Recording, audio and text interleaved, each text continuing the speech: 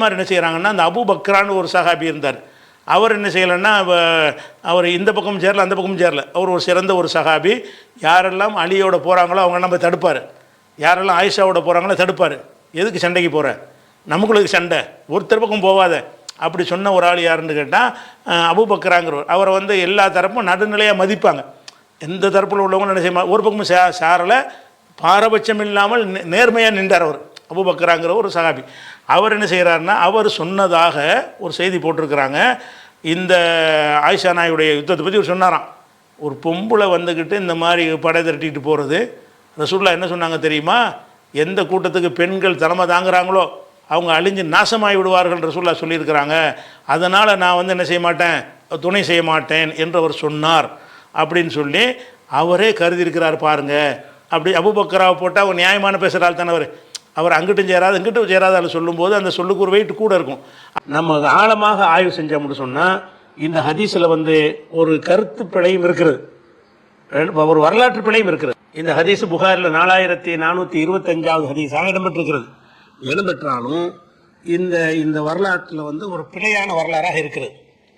ரெண்டாவது, இஸ்லாமிய அடிப்படைக்கு ஒரு மாற்றமாக வேற இருக்குது. எப்படியெல்லாம் பிழையாக இருக்குன்னு கேட்டால், இந்த ஹதீஸை அறிவிக்கிறவர் யார்? அபு பக்ரா. இந்த அபு பக்ரா வந்து அவர் இந்த அலி ஆயிஷா பிரச்சனை வருதுல்ல, அந்த பிரச்சனையாக இருந்தாலும் சரி, அலி முஆவியா அந்த பிரச்சனையாக இருந்தாலும் சரி, அதில் எல்லாம் வந்து பங்கெடுக்கக்கூடாது என்ற கொள்கையில் இருந்தவர். இதில் வந்து பங்கெடுக்கலாம்னு நினைச்சிருக்காரு அவர். ஆயிஷா நாயோட போய் பங்கெடுக்க ரெடியாக இருக்கிறாரு. ஒரு பெண் தலைமை தாங்கிறதுனால தான் நம்ம போகக்கூடாதுன்னு சொன்னாரே தவிர சண்டையில் கலந்துக்கிறதுல ஒரு மாற்றம் கிடையாது, அவருக்கு மாற்று கருத்து கிடையாது என்று இந்த ஹதீஸ் சொல்கிறது. ஆனால் இதே அபு பக்ராவுடைய இன்னொரு ஹதீஸ் என்ன இருக்கு, இந்த ஹதீஸை நீங்கள் பார்த்துட்டீங்கன்னா உங்களுக்கு வழங்கும். இதுவும் ஹதீஸ் தானே, இதுவும் ஹதீஸ் தான். அது என்ன ஹதீஸ்ன்னு சொன்னால், இது வந்து புகாரில் 31வது ஹதீஸ். அஹ்னஃப் பின் கைஸ் என்பவர் அறிவிக்கிறார். அவர் என்ன அறிவிக்கிறார்னு கேட்டால், நான் வந்து ஆயுதம் தரித்து கொண்டு அலி அவர்களுக்கு சப்போர்ட்டாக போரில் கலந்துக்கிறதுக்கு நான் கிளம்பிக்கிட்டு இருந்தேன். அது அந்த ஒட்டக போகிறோம், மாவியாவுடைய போர் நடக்கும் பொழுது இவர் என்ன செய்கிறாரு, அலிக்கு நம்ம ஆதரவாக போவோமே அப்படின்னு சொல்லிட்டு அஹ்னஃப் பின் கைஸ் என்பவர் தஹப்துல் அன்சுர ஹாதர் ரஜுல, இந்த அலிக்கு சப்போர்ட் பண்ணுவதற்காக வேண்டி நான் வந்து புறப்பட்டேன். புறப்படும் போது ஃபலக்கு அனி அபு பக்ரா, இந்த அபு பக்ரான்னு பேசிட்டு தான் அவர். அபு பக்ரா வந்து இவரை பார்க்கிறார், என்னை பார்த்தார். பார்த்து கால ஐநா துரிது எங்கே போகிறேன்னு கேட்டார். கொடுத்து நான் சொன்னேன், அன்சுர் ஹாதர் ரஜுல, அந்த மனிதருக்கு உதவ போறேன், அந்த மனிதருங்கிறது அலி, அலிக்கு உதவ போகிறேன் அப்படின்னு அவர் சொல்றாரு. ஆளா அப்ப அபு பக்ரா சொல்றாரு, இருஜே நீ போயிரு, இன்னி திரும்பி போயிரு, இன்னி சமயத்து ரசூலுல்லாஹி ஸல்லல்லாஹு அலைஹி வஸல்லம் யகுல், நபிகள் நாயகம் ஸல்லல்லாஹு அலைஹி வஸல்லம் சொல்லியதை நான் கேட்டிருக்கிறேன். என்ன கேட்டிருக்கிறேன்? இதன் தக்கல் முஸ்லிமானி பி ஸைஃபிஹிமா, இரண்டு முஸ்லிம்கள் வாழ்முனையில் மோதிக்கொண்டார்கள் என்று சொன்னால் காத்திலு வல் மக்தூலு ஃபின்னார், கொலையாளியும் கொல்லப்பட்டவரும் நரகத்தில் இருப்பார்கள் அப்படின்னு ரசூலுல்லாஹ் சொன்னதை நான் கேட்டிருக்கிறேன். அப்போ முஸ்லிமுக்கு சண்டை நடக்குது, நீ ஒரு பக்கம் போய் நின்று சொன்ன, எந்த பக்கம் போய் நின்றாலும் சரி ரெண்டு பேரும் நரகத்துக்கு போயிடுவீங்க, நீ அலிக்கும் போக வேணாம் ஆயிஷாவுக்கு போக வேணாம்ப்பா, அது போரே வேணாம், நமக்கு போரில் முஸ்லிமுக்கு மத்தியில் உள்ள சண்டையில் நம்ம ஒரு பக்கம் நிற்கக்கூடாது அப்படின்னு அவர் சொல்லிட்டு அதுக்கு ஒரு ஹதீஸ் ஆதாரம் காட்டுறாங்க. என்ன காட்டுறாரு? இதன் தக்கல் முஸ்லிமானி பி ஸைஃபிஹிமா, முஸ்லிம்கள் வந்து தங்களுடைய வாழ்முனைகளை மோதிக்கொண்டார்களே ஆனால் ஒரு காத்திலு வல் மக்தூலு ஃபின்னார், கொன்றவனும் கொல்லப்பட்டவனும் நரகத்தில் இருப்பார்கள் ரசூலுல்லாஹ் சொல்லியிருக்கிறாங்க. இப்போ கொடுத்து அப்போ நான் கேட்டேன், யாரை ரசூலுல்லாஹ் இவர்கிட்டே சொல்கிறாங்க. அப்போ நான் கேட்டேன், அல்லாஹ்வுடைய தூதரே, ஹாதல் காத்திலு, கொலையாளி நரகத்துக்கு போவாங்கிறது சரி, ஃபமா பாலுல் மக்தூல், கொல்லப்பட்டவனுக்கு என்ன நிலைமை, அவன் ஏன் நரகத்துக்கு போகிறான் அப்படின்னு கேட்கும் பொழுது ரசூலுல்லாஹ் சொல்கிறாங்க, இன்னஹுக்கான ஹரீசன் அலா கத்லி சாஹிபிஹி, இந்த ஆள் அந்த ஆளை கொன்ற திட்டத்தினால இருந்தார், அவர் கை முந்திட்டதுனால இவர் கொல்லப்பட்டார், இவர் கை முந்திருச்சுன்னு சொன்னால் இவர் தான் அவரை கொண்டிருப்பார், அதனால கொல்லப்பட்டவரும் கொல்வதற்குத்தான் போனார் என்ற காரணத்தினால்தான் ரெண்டு பேரும் நரகம் ரசூலுல்லாஹ் விளக்கம் வரை சொல்லிடுறாங்க. இது புகாரில் 31வது ஹதீஸ்லையும் இருக்கிறது. புகாரில் 6875வது ஹதீஸ், ரெண்டு ஹதீஸும் ஒரே ஹதீஸ் தான், 6875 31. இந்த ரெண்டு ஹதீஸ்ல என்ன வருதுன்னு கேட்டா, அபூபக்கராவுக்கு இந்த போர் சம்பந்தமான நிலைப்பாடு என்னங்கிறது விளங்குது. அபூபக்கர் நிலைப்பாடு என்ன? முஸ்லீமுக்கு முஸ்லீம் சண்டை போடக்கூடாது, அது அடுத்த ஆளுக்கு போனாலும் தடுப்பார். போய் முஸ்லீமுக்கு முஸ்லீம் வாழ எடுத்து போரிட்டாங்கன்னு சொன்னா நம்ம எந்த பக்கமும் சேரக்கூடாது, அது அவருடைய கொள்கை என்று இந்த ஹதீஸ் சொல்லுகிறது. அந்த ஹதீஸ் என்ன சொல்லுதுன்னு கேட்டா, அது இவருக்கு பிரச்சனையே கிடையாது, ஆயிஷா தலைமை தாங்கிறதா பிரச்சனை. வேற ஆள் தலைமை தாங்கி இருந்தாங்கன்னு சொன்னா முஸ்லீமுக்கு முஸ்லீமை கொள்றதுல கலந்துக்குவார் இவரு.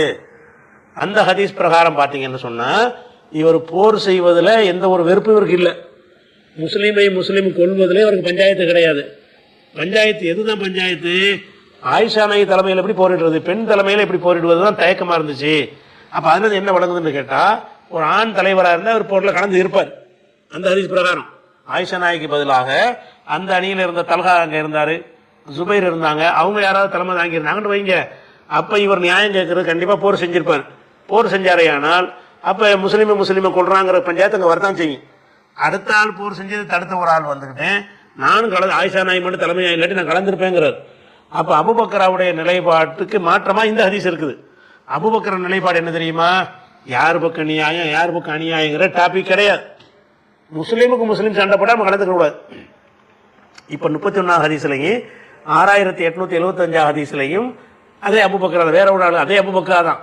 இவர் போராளில போய் தடுக்கிறாரு. போருக்கு போராடலாம் கூப்பிட்டு செய்யறாரு, எல்லாம் போவாதப்பா, முஸ்லீமுக்கு முஸ்லீம் சண்டை போடுறாங்க, நீ எதுக்கு அதில் போற? ரசூலுல்லாஹ் எப்படி சொன்ன, நரகத்துக்கு போயிடுவோன்னு சொல்றாங்க. அவ போரில் முஸ்லீமுக்கு முஸ்லீம் போர் நடத்தும் பொழுது அதில் பங்கெடுத்து கொண்டார்கள் சொன்னா, நீ போய் ஜெயிச்சாலும் உனக்கு நரகம், தோத்தாலும் உனக்கு நரகம் தான், அதனால நீ போகாத. ரசூலுல்லாஹ் சொல்ல நான் கேட்டிருக்கிறேங்கிறார். இந்த ஹதீஸ் சரியாக இருக்கும் என்று சொன்னால் அந்த ஹதீஸ் சரியா இருக்காது. ஏன்? அவர் போருக்கு தயாரா இருக்கிறாரு. முஸ்லீமுக்கு முஸ்லீமும் கொள்றது பஞ்சாயத்தே இல்லை அவருக்கு. பஞ்சாயத்து என்ன? ஆயிஷா நாயகி தலைமையில் எப்படி போறதுங்கிறத பஞ்சாயத்து. அப்படிங்கிற வரலாற்று முரணாக ரெண்டு முரணாக இருக்குது. ஆனா அபூபக்கரா பொதுவாகவே இந்த போர் விஷயமாக இந்த நிலையில தான் இருந்தார். எந்த நிலை? சண்டை முஸ்லீம் மத்தியில் இருக்கக்கூடாது, இந்த உங்களுடைய உயிர்கள் ரத்தங்கள்லாம் ஹராமுலாம் அந்த இறுதி ஹஜ்ஜில் அறிவிப்பாங்கல்ல, அந்த ஹதீஸெல்லாம் இவர் தான் அறிவிப்பார். அப்போ அபூபக்கரா என்பவர் முஸ்லீமோட முஸ்லீம் சண்டை நடக்கும் என்றால் கலந்து கொள்ள மாட்டார். அப்போ அந்த ஆயிஷாவுடைய போரில் அவர் கலந்து கொள்ளாமல் இருந்ததுக்கு என்ன காரணம்? முஸ்லீமுக்கு முஸ்லீம் சண்டை நான் கலந்துக்கிற மாட்டேன் அப்படின்னு வழங்குறது. அப்படி இருக்கும் பொழுது பெண் தலைமை ஏற்றதுனால தான் கலந்துக்கிறலங்கிறது அது ஒரு இந்த ஆயிஷா நாய்க்கு எதிராக ஒரு கருத்தை விதைப்பதற்காக வேண்டி, அலிபக்கம் தான் நியாயம் இருக்குங்கிறத விதைப்பதற்காக வேண்டி இடைச்சர்களாக யாரோ நுழைத்த செய்தியாக தான் இருக்க முடியும்.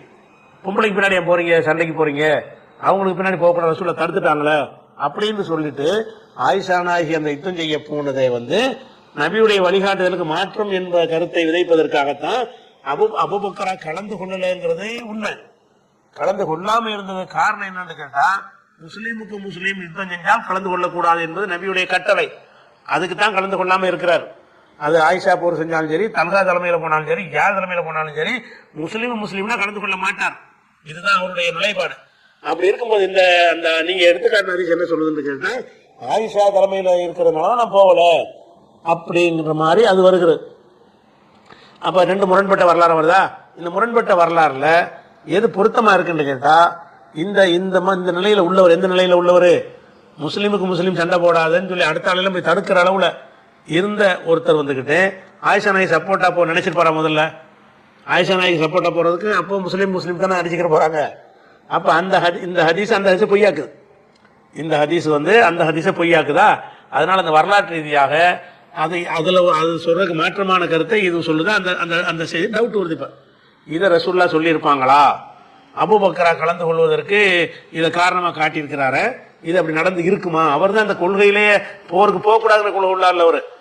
அபூபக்கராங்கிறது நியாய அநியாயத்தெல்லாம் கடந்து முஸ்லீமுக்கு முஸ்லீம் சண்டை போட்டா போக மாட்டேன் அந்த ஒரு கருத்தில் அவர் இருந்திருக்காரு என்ற காரணத்தினால் இந்த காரணம் இருக்க முடியாது என்று நம்ம விளங்க முடியுதா? ஒண்ணு. ரெண்டாவது என்னன்னு கேட்டா, அந்த ரசூலுல்லாஹ் சொன்னாங்கன்னு அந்த செய்தி இருக்குல்ல, அந்த செய்தி இஸ்லாமிய பேச பிரகாரம் தப்பு ரசூலுல்லாஹ் சொல்லியே இருக்க மாட்டாங்க. ஏன்னு கேட்டா, அந்த பாரசீகர்களுக்கு இந்த அம்மா அந்த கிஸ்ராவுடைய மகளை ராணியாக்குறதுக்கு பதிலா மகன் ஆக்கியிருந்தாங்கன்னு வைங்க, அப்ப வெற்றி பெற்றுவாங்களா அவங்க? அட காஃபிருக்கு எவன் ஆட்சிக்கு வந்தாலும் வெற்றி பெற மாட்டாங்க. அந்த ஹதீஸ்படி இந்த பொம்பளை ஆக்குனா வெற்றி இல்லாமல் போச்சு, அவங்க வேற ஆளை வச்சிருந்தாங்கன்னா வெற்றி பெறுவாங்கன்னு சொன்னா என்ன அர்த்தமாகுது? அப்போ காஃபிர்களுடைய ஆட்சியிலையும் வெற்றி கிடைக்கும். இந்த பொம்பளை ஆட்சியினாலதான் அவங்களுக்கு வெற்றி கிடைக்காத தவிர, ஒரு ஆண் ஆட்சி வந்தாங்கன்னா அவங்க செஞ்ச அநியாயமான ஆட்சி நடத்தினா கூட அது வெற்றி தரும்ங்கிற கருத்தில் வருகிறது. அவன் இஸ்லாமிய பார்வை என்னது? அந்த பாரசீகத்துக்கு கிஸ்ரா ஆட்சியில இருந்தான்னா ஒரு மக ஆட்சியில இருந்தா என்ன? ஆட்சி தப்பு, அநியாயக்கார ஆட்சி, கொடுமைக்கார ஆட்சி, மக்களை கசக்கி பிடிக்கிற ஒரு ஆட்சி. அதுல இவன் இருந்தாலும் வெற்றி கிடையாது, அவன் இருந்தாலும் வெற்றி கிடையாதுங்கிறதான் இஸ்லாமிய நிலைப்பாடு. ஏதோ இஸ்லாமிய ஆட்சி நடக்கிற மாதிரி டைப்ல ரசூலுல்லாஹ் சொன்ன மாதிரி வருது. அந்த கிஸ்ராவுடைய மகள் ஆட்சிக்கு வராம கிஸ்ராவே சாபமனும் கொஞ்சம் நாளைக்கு இருந்தா வெற்றி பெற்றுவாங்களா? அல்ல வேற கிஸ்ராவுடைய மகனை கொண்டு போய் ஆட்சியில் வச்சிருந்தாங்கன்னா ஜெயிச்சிருவாங்களா? ஜெயிச்சிருவாங்கிற கருத்து அதில் வருது. இப்படி இருக்கிற அப்படி சொல்லுவாங்க. அதை பத்தி நமக்கு யாரும் நமக்கு என்னங்க, இவன் வந்தா என்ன அவன் வந்தா என்ன, இதுல என்ன வெற்றி எப்படி உங்களுக்கு கிடைக்கும்? அவங்க யாரை கொண்டே வச்சாலும் வெற்றி பெற மாட்டாங்க. இஸ்லாமிய அடிப்படையில் உலக வெற்றியை சொல்லலை. உலக வெற்றிங்கிறது யார் தலைமையில் வந்தாலும் இருந்து வெற்றி பெறுவாங்க. பெரிய பெரிய ராணிகள்லாம் இருந்து பல இதுகளில் வெற்றிலாம் பெற்றிருக்கிறாங்க. அப்போ இது ஒரு நல்ல ஒரு ஆட்சியாக இருக்காதுங்கிற ஒரு அர்த்தத்தில் தான் சொல்றாங்க. நல்ல ஆட்சியாக இருக்காதுங்கிறது இந்த பொம்பளை இருந்தா என்ன ஆம்பளை இருந்தா என்ன, அவங்களுடைய கொள்கை கோட்பாடு பிரகாரம் தான் ஆட்சி பண்ண போறாங்க. யார் இருந்தாலும் வெற்றி கிடையாது. அப்ப பாரசீக மக்களுக்கு இந்த பெண்ணு இல்லாம ஒரு ஆணை வைத்திருந்தார்கள்னா வெற்றி பெறுவார்கள்ங்கிற ஒரு கருத்தை தருகிறது. அது இஸ்லாமிய கருத்தா? அதை ரசூலுல்லாஹ் சொல்லியிருப்பாங்களா? அப்படிங்கிறது பார்க்கும் பொழுது இது இந்த ஆயிஷா நாயுடைய அந்த போருக்கு போனாங்கல்ல, அவங்க இஸ்லாத்தை மீறித்தான் போனாங்க என்ற கருத்தை விதைப்பதற்காக வேண்டி அபூபக்கரா கலந்து கொள்ளாமல் இருந்தாருங்கிறது மட்டும் உண்மை. அதுக்கு ஒரு காரணத்தை சொல்லி என்ன செய்வோம்னு கேட்டா, நம்ம அதை இஸ்லாத்துக்கு எதிராக காட்டி விட்டுருவோம் ஷியாக்கள் நினைச்சிருக்கிறாங்க.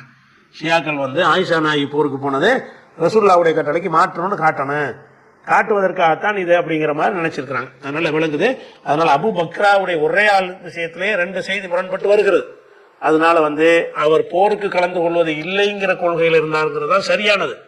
இது வலிந்து புனைந்து சொல்லப்பட்டிருக்கிறது பாரசீக. அது போக இன்னொன்று நம்ம கவனிக்கணும், இது ஒரு ஆதாரத்துக்கு உள்ளது இல்லை. ஆயிஷா நாயோட இருந்தவங்க எல்லாம் யார் இருந்தா? முட்டாள்கள் காட்டு மிராண்டியல்மா இருந்தாங்க.